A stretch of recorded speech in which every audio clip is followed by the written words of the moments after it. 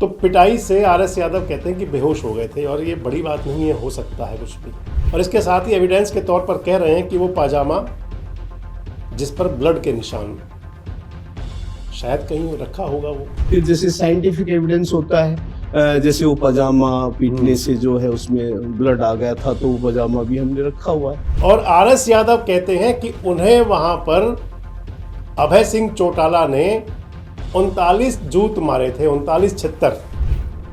तो मेरे को हथकड़ी लगाई हुई थी। चौटाला गांव में अभय चौटाला थानेदार की कुर्सी पे, चौकीदार की कुर्सी पे बैठा हुआ था। चौकी है वहाँ। अभय चौटाला? हाँ जी। टॉर्चर किया मैं तो। आपको वही थाने में जी? हाँ, थाने में ही। और लिटा के मारे आपके जी? लिटा के जी, बिल्कुल जैसे क्रिमिनल्स को मारते हैं, कपड़े निकलवा के। बहुत बड़ा आरोप है ये, और सियासत के अंदर इसने भूचाल ला दिया एक बार भी। तो दोस्तों नमस्कार, मैं संजय मग्गू और मौजूद है देश रोजाना के डिजिटल मीडिया मंच पर। आजकल हरियाणा की सियासत के अंदर एक मसला बहुत चर्चाओं में है। एक मुद्दे को, एक बात को लेकर के तमाम चर्चाएं हैं और उसको लेकर के सबके अपने अपने क्वेश्चन हैं, सब उस पर सवालिया निशान लगा रहे हैं और दोनों पक्षों की तरफ से अदालत में जाने की बात हो रही है। मैं आपसे बात कर रहा हूं हरियाणा के सेवानिवृत्त आईपीएस अधिकारी, जो हरियाणा के मूल निवासी हैं, वैसे गुजरात कैडर के अंदर वो सेवानिवृत्त रहे थे, आरएस यादव। उनके साथ में उनकी धर्मपत्नी अनुपमा यादव, जो जुडिशियल ऑफिसर थी, जज थी जो, और उनके पैरेलल सामने अभय सिंह चौटाला, चौटाला परिवार। चर्चाएं तब शुरू हुई थी जब एक साक्षात्कार चला था आरएस यादव का, और आरएस यादव जी ने सोशल मीडिया प्लेटफॉर्म पर इंटरव्यू तो उनके अलग अलग 3-4 जगह थे, लेकिन एक चर्चाओं में ज़्यादा रहा।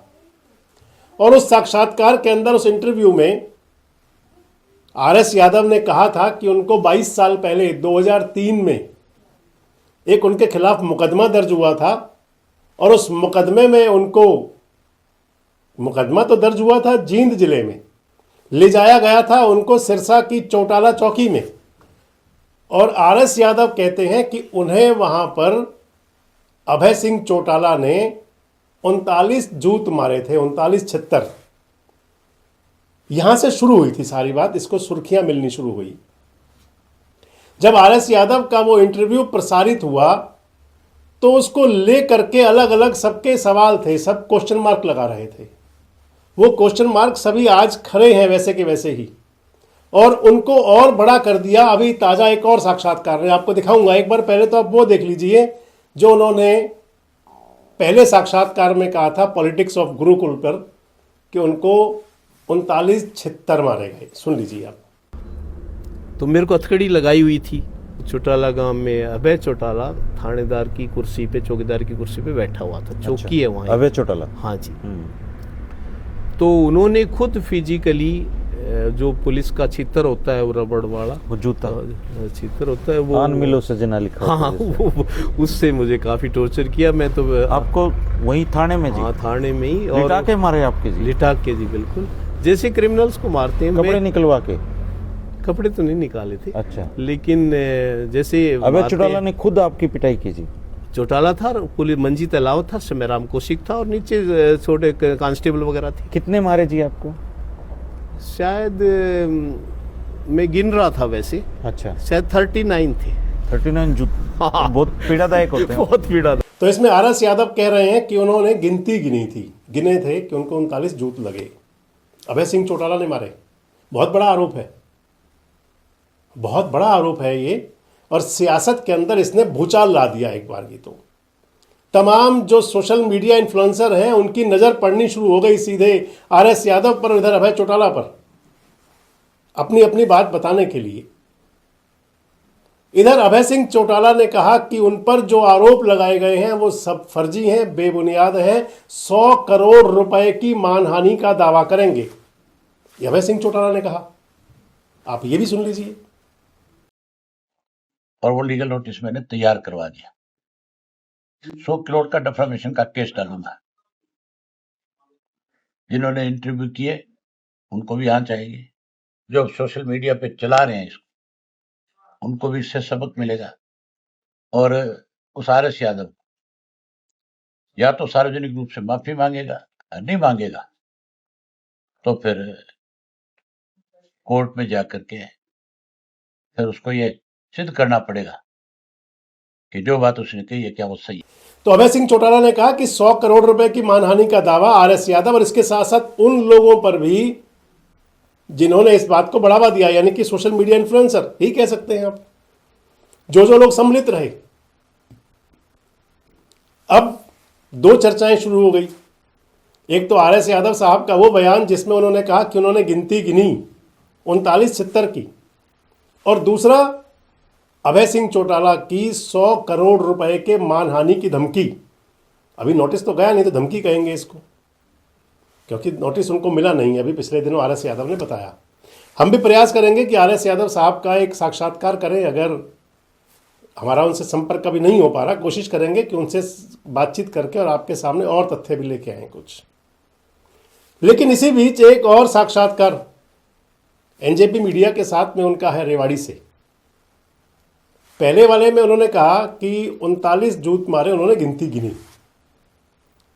तो अब उनसे पूछा गया उस साक्षात्कार में कि उनके पास एविडेंस क्या है, तो उन्होंने एविडेंस भी बताया है। आरएस यादव कह रहे हैं कि वो जब अभय सिंह चौटाला जब उस रौद्र रूप में थे, अगर उन्हीं की वानगी है तो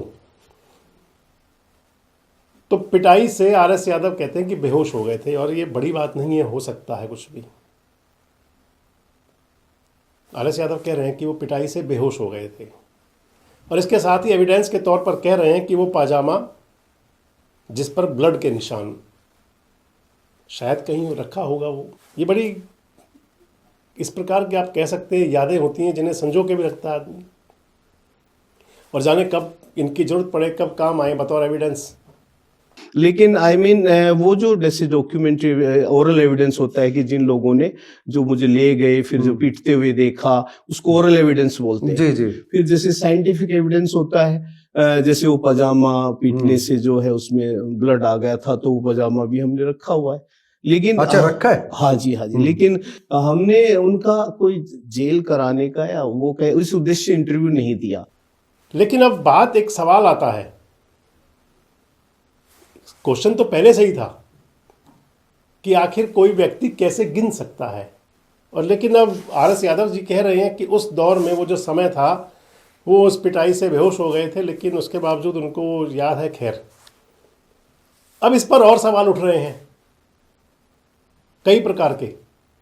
आरएस यादव जी की तरफ से कहा जा रहा है कि क्योंकि इसको सब कई लोगों ने सवाल उठाया, हमने भी उठाया था सवाल ये कि आखिर 22 साल आरएस यादव चुप क्यों रहे। तो अब आरएस यादव जी कह रहे हैं कि उन्होंने चिट्ठी लिखी थी हरियाणा सरकार को, भूपेंद्र सिंह हुड्डा जी की सरकार को, जब हरियाणा में कांग्रेस की सरकार बनी। क्योंकि 2003 का ये वाकया बताते हैं, और 2005 में हरियाणा में सरकार बन गई कांग्रेस की, भूपेंद्र सिंह हुड्डा मुख्यमंत्री बन गए। बताते हैं कि उन्होंने शिकायत लिखी थी, लेकिन हुड्डा ने उस पर कोई कार्रवाई नहीं की, दबा कर बैठे रहे। ये पत्र भी उनका है जो बताया जा रहा है, चिट्ठी लिखी थी। अब अगर शिकायत की थी तो फिर हुड्डा सरकार ने उस शिकायत को क्यों दबाया। और फिर उसके बाद में 2014 में भारतीय जनता पार्टी की सरकार आ गई। उसके बाद में उनकी रिटायरमेंट हुई, गुजरात कैडर में थे, और खुद बताते हैं कि वो बीजेपी के नेताओं के नज़दीक भी हैं। तो उन्होंने फिर से प्रयास क्यों नहीं किया उस शिकायत को देने का। इसलिए ये सारे मामले पर जो शुरू किया आरएस यादव जी ने, उस पर रोज नए सवाल हैं, सवालिया निशान हैं, घेरे में हैं कहीं ना कहीं कि आखिर क्या हुआ होगा। और इस बीच जो उनकी धर्मपत्नी अनुपमा यादव जी, उन्होंने कहा है कि वो अभय चौटाला और अजय चौटाला दोनों पर दावा करेंगी, केस करेंगी, और या फिर जो अगर अभय चौटाला केस करेंगे तो उनके जवाब के लिए, और उसके लिए उन्होंने फंडिंग की बात भी की है। कहा है कि क्योंकि संपन्नता नहीं है इसलिए आप हमारी मदद भी करें। इस लिहाज से ये मामला हरियाणा की राजनीति के अंदर पूरी तरह से इस समय चर्चाओं में है और बहुत हाईलाइटेड मामला है। क्योंकि अब कह दिया आरएस यादव जी ने कि 22 साल वो चुप नहीं थे, उन्होंने तो शिकायत तभी कर दी थी। और इसलिए इस पर रोज एक नया सवाल खड़ा होता है। अब बड़ा सवाल ये है कि क्या अभय चौटाला जो कह रहे हैं 100 करोड़ रुपए की मानहानि का नोटिस देने का, वो घुड़की है और या फिर वो नोटिस भेजेंगे।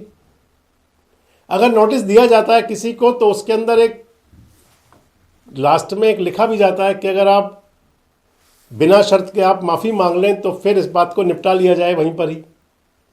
तो क्या उस कंडीशन में आर.एस. यादव जी माफ़ी मांगेंगे? लेकिन इधर अनुपमा यादव जी कह रही हैं कि उनको आर्थिक सहयोग किया जाए ताकि वो अपनी लड़ाई लड़ सकें।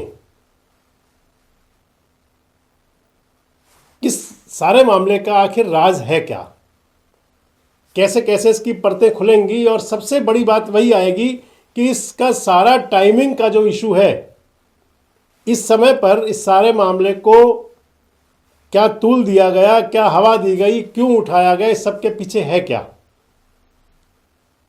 अगर आपको कुछ लगे तो कमेंट्स बॉक्स में अपनी राय जरूर दें और हमें कुछ अगर आगे जानकारी मिलेगी तो आपके साथ जरूर साझा करेंगे। जुड़े रहे हमारे साथ, देखते रहें देश रोजाना। हमारे साथ जुड़े रहने के लिए सब्सक्राइब करें देश रोजाना के YouTube चैनल को और नई वीडियो की नोटिफिकेशन पाने के लिए बेल आइकन जरूर दबाएं। अगर आप ये वीडियो Facebook या Instagram पर देख रहे हैं तो पेज को लाइक और फॉलो जरूर करें और ज्यादा से ज्यादा शेयर करें।